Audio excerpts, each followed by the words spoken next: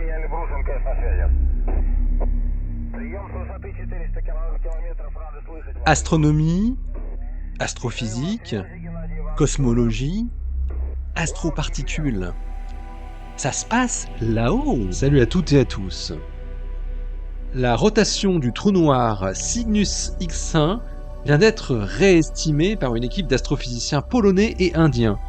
Ils trouvent une solution qui permet de passer d'une vitesse de rotation très élevée à une vitesse de rotation très faible.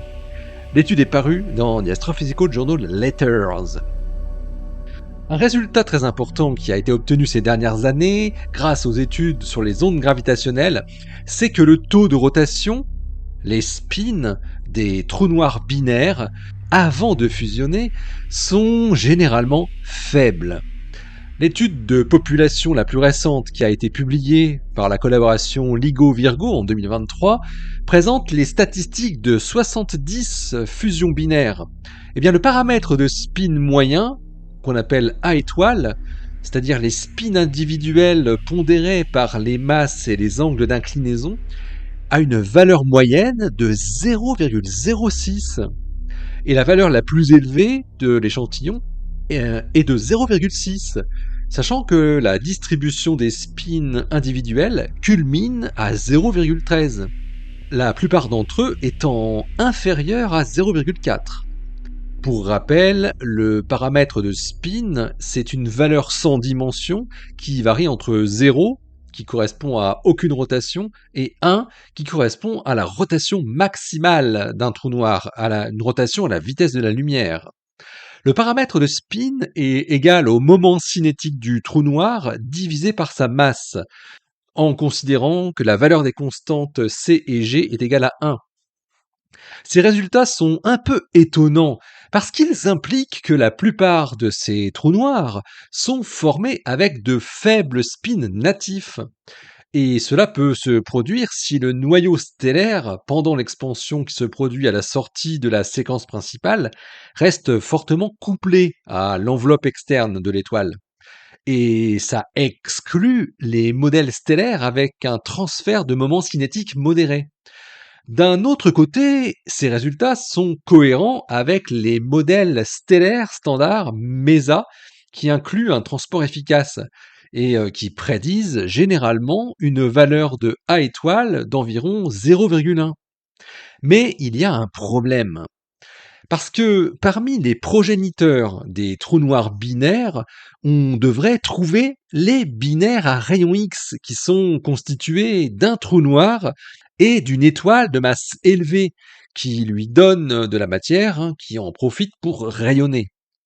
On connaît seulement 3 systèmes de ce type: Cygnus X1, LMC X1 et M33X7. Or, les valeurs de spin de ces 3 trous noirs qui ont été publiées sont toutes élevées, supérieures à 0,9985 pour Cygnus X1 dans l'étude de Zhao et collaborateurs en 2021, 0,92 plus ou moins 0,07 pour LMC X1 dans l'étude de Gu et collaborateurs en 2009, et 0,84 plus ou moins 0,05 pour M33X7 dans l'étude de Liu et al. En 2008.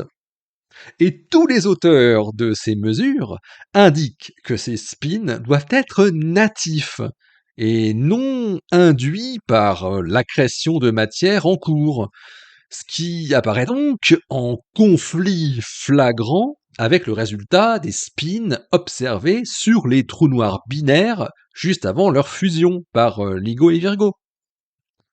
Il existe donc un désaccord aigu entre les spins faibles déduits pour les fusions et les spins élevés déterminés à partir de la modélisation de l'émission électromagnétique des binaires X.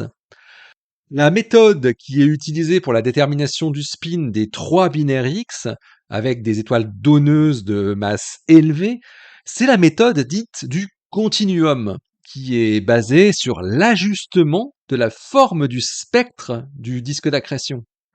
La méthode suppose que le disque s'étend jusqu'à l'orbite circulaire stable la plus interne, l'ISCO, comme ça a été d'ailleurs confirmé par l'observation, et que nous connaissons la masse du trou noir et bien sûr sa distance.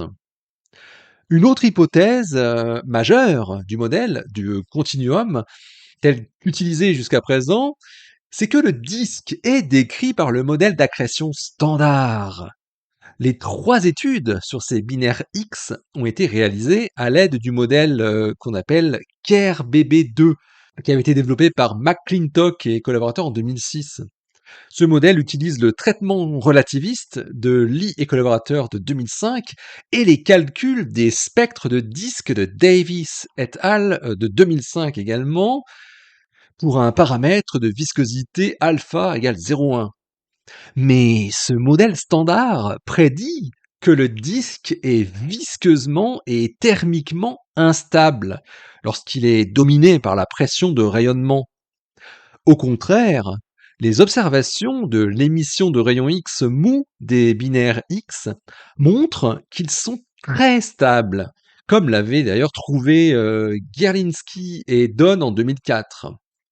Un autre problème concerne aussi la valeur de alpha, qui peut être très différente d'un système à l'autre.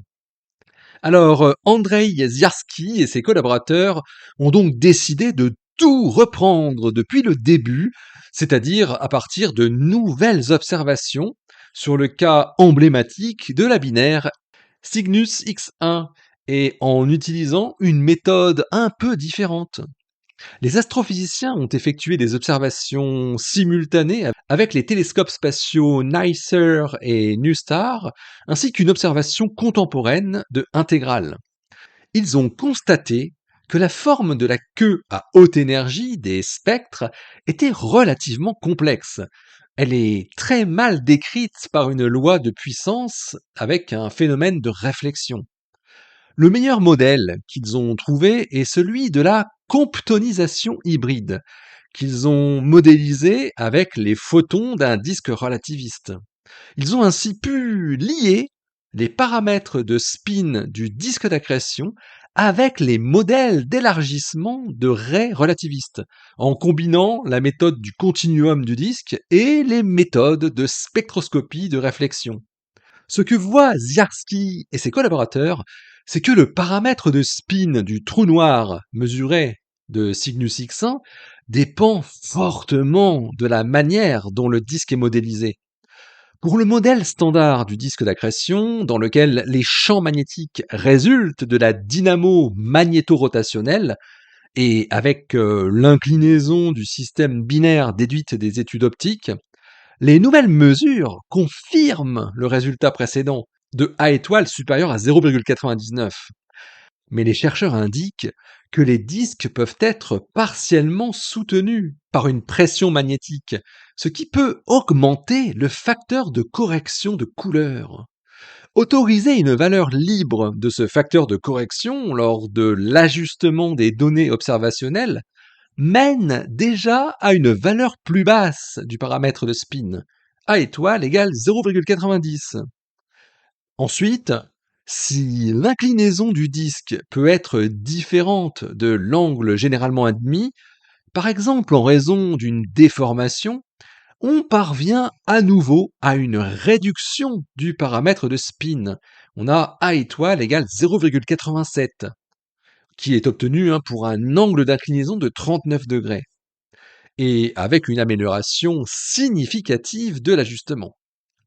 Mais les chercheurs trouvent une valeur du paramètre de spin encore plus basse, et là vraiment plus basse, lorsqu'ils prennent en compte la couche dissipative optiquement épaisse recouvrant le disque, qui avait été modélisée avec succès pour expliquer les excès de rayons X mous dans des AGN, et qui, d'après eux, produirait un effet de comptonisation, c'est-à-dire une augmentation d'énergie des photons par diffusion d'électrons du gaz sur les photons par un effet Compton inverse.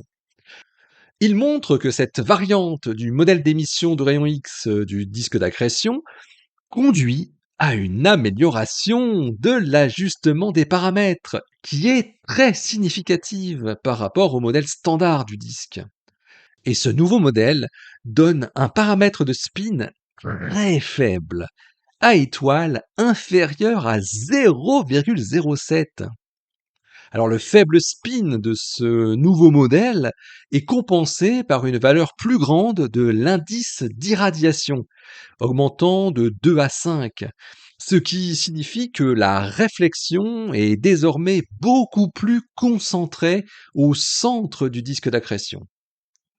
Les puissances dissipées dans le disque et la couche chaude sont dans ce cas proches l'une de l'autre, à l'image de ce qui avait été trouvé dans la modélisation des excès de rayons X mous des AGN, où la couche chaude contribuait à hauteur de 51% en moyenne.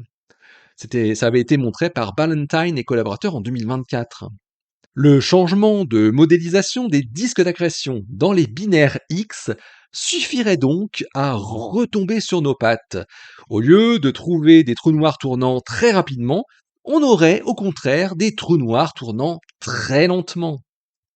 Les auteurs notent en outre qu'un modèle similaire avait été précédemment appliqué aux données du télescope japonais Suzaku sur Cygnus X1 déjà, par Belczynski et collaborateurs en 2023, et par eux-mêmes aussi avec des données de NICER et NuSTAR, mais pour LMC X1, et avec dans les deux cas des résultats relativement similaires. Pourtant, même avec les nouvelles données et sur la base de la compréhension actuelle des disques d'accrétion, Ziarski et ses collaborateurs indiquent, dans leurs conclusions, qu'ils ne sont pas en mesure de prouver sans ambiguïté que ce modèle correspond effectivement au disque des trous noirs des binaires X. Cette grande humilité nous dit aussi que l'histoire de l'anomalie des binaires X n'est peut-être pas encore finie. L'article de Andrei Zdiarski et ses collaborateurs est paru dans The Astrophysical Journal Letters, le volume 967, daté du 17 mai 2024, et il porte le joli titre Quel est le spin du trou noir dans Cygnus X1 ? Point d'interrogation. Allez, d'ici la prochaine, portez-vous bien, restez bien les yeux vers le ciel, et puis restez bien les pieds sur terre. Allez, salut!